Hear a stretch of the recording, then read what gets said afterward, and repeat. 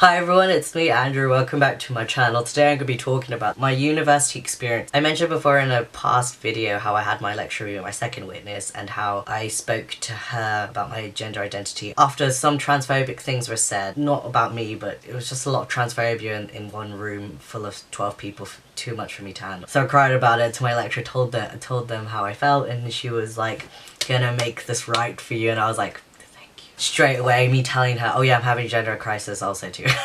And she told them my nickname at the time was Andy and how I prefer everyone to refer me as he, him, his, or they, them. I think everyone in my class stuck to he, him.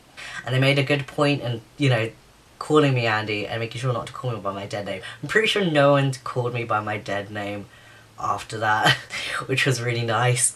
So by the time I did come out, officially, I was like, yo, I'm Andrew, hi. And everyone's like, oh yeah, I already know this, that's fine. So, because they were used to it already, because after I told them to refer me to my nickname at the time, so that was really great. But I want to point out, well, when I was in university and I was staying with my housemates, I felt very liberated in experimenting with my gender expression a bit more and my gender identity, because I'm not sure if I would have felt the same if I did it if I lived back home here in London. I like the idea of this sense of freedom, being outside of home when you're in university. I think it opens up a lot of barriers which you've subconsciously put in front of you, if that makes sense. I think overall, transitioning through university, the majority of my experiences were really great and positive. However, there were just some mishaps. And this is the mishaps I'm going to be telling you all about. So, after I legally changed my name, went to the registry office and told them, hi, here's my deed poll, please just change everything. And they were like, okay, yeah, you can get your new student card, blah, blah, blah. Your name on the register should change within a week and stuff like that. And so, obviously, my lecturers and my classmates already knew how I felt about my gender identity. It was just a case of having the university itself know how I felt. The house I stayed in with my housemates was also run by the university as well, if that makes sense. I changed my name in October, and then when it was in January, I had this phone call from the finance people. They're like, didn't have enough money in your bank to pay for rent, sort of thing, and they referred me as my dead name, and I was really confused because I was like, I changed my name, I gave my deed pool to them like in October, why are they referring me to my dead name? And I told them about it. I was like, this isn't my name, by the way. And they were like, sorry? And I was like, yeah, I'm trans, I changed my name, blah, blah, blah. This happened in October. They told me it would have been changed already. And they were just kind of like, yeah, we don't have that on our records. I'm sorry. And I was just like, okay, cool. Just full of anxiety and just kind of self-loathing there, being like, oh, what the fuck is just shit. So that was a really bad experience, but luckily the problem was resolved because the chair of our university, he knew everyone basically, he knew the faculty in the university, so he was like, I'm gonna sort this out. And he was like, I'm gonna get shit done. And he actually got shit done.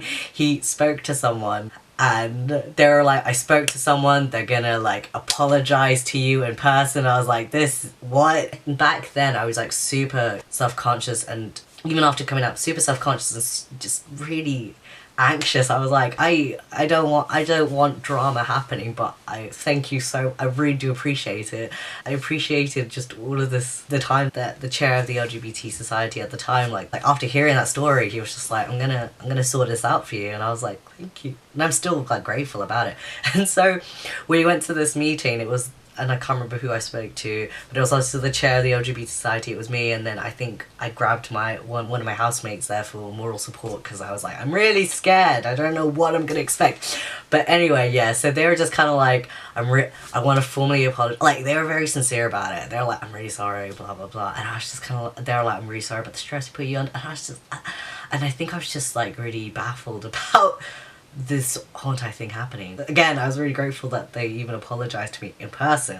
So yeah, so eventually it stopped, and obviously because my lecturer knew that I changed my name, she was like, oh yeah, I got this email from the registry people telling me that your name's been changed in the register, even though I already know that. And I was like, yeah, it took a while. Because the house that I stayed in, university led, we had to give in this £100 deposit for the house that we were going to stay in. After I graduated, they sent me a letter with a check of this deposit that I gave in, and it was in my dead name, and I was like, ah, oh, you're fucking me over again, aren't you? So I wrote this more or less passive, no, actually it was toned down a toned down passive aggressive letter saying, "Hi, you got the wrong person because I legally changed my name." This has also happened in the past before. I'd love it if you would change this check.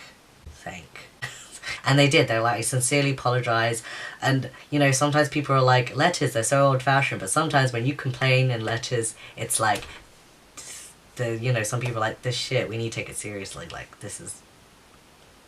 But also, I think another thing was unintentional conflict within the LGBT society that I was in, because I was a diversity leader or member of the LGBT society, and transphobic things said, like, unintentionally. It was just really difficult trying to get everyone to empathize and quite understand how I'm actually feeling, because as much as I knew I was out and open trans person, there wasn't anyone else I knew who was trans or non-binary at the time. I gave people the benefit of the doubt because I was like, I just came out, and, you know, it's okay if people would still misgender me and they don't really quite understand about trans issues. And at the time I didn't really fully recognize, like, the terminology. There was just some stuff that I did know and some stuff I didn't know, and instantly when I told someone I'm trans, they had this sudden expectation that I should know everything and I should have a voice about everything, and I was just kind of like, I don't know, because I just came out and I don't understand.